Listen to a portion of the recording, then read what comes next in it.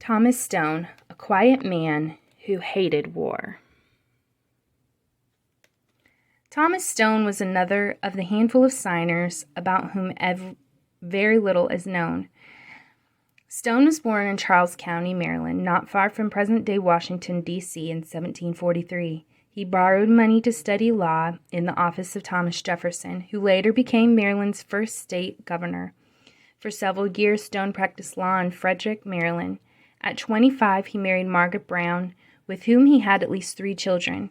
Seeking a quiet life, the Stones settled on a farm in Thomas's native Charles County in 1771. The times would not permit the peaceful life Thomas Stone craved. By the early 1770s, he had made a name for himself as an opponent of the British policies toward the colonies. In December 1774, he was elected to the Continental Congress.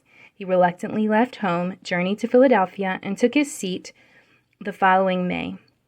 Stone rarely spoke in Congress, and while he sided with his country, he dreaded the prospect of a long, bloody war with the mother country. Even a few months after he voted for a signed declaration, Stone still favored finding some way to make peace with Britain.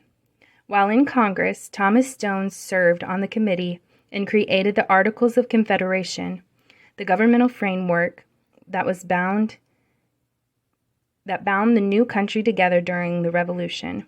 The Articles remained in effect from 1781 until the late 1780s, when the new U.S. Constitution replaced them. During his last few years, Thomas Stone served the Maryland State Senate. He was also elected to represent Maryland at the convention held in Philadelphia in 1787 to create this U.S. Constitution.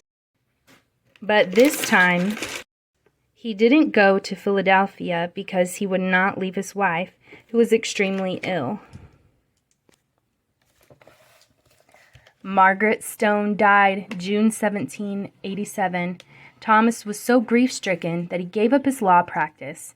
Just 4 months after his wife's passing, Thomas Stone died at the age of about 44.